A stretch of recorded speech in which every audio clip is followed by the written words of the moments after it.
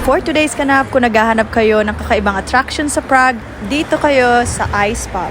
Ice Pub is basically a pub or a club na gawa siya sa ice. Lahat ng makikita mo, walls, decorations, tables, glasses, ay gawa sa ice. Ice Pub!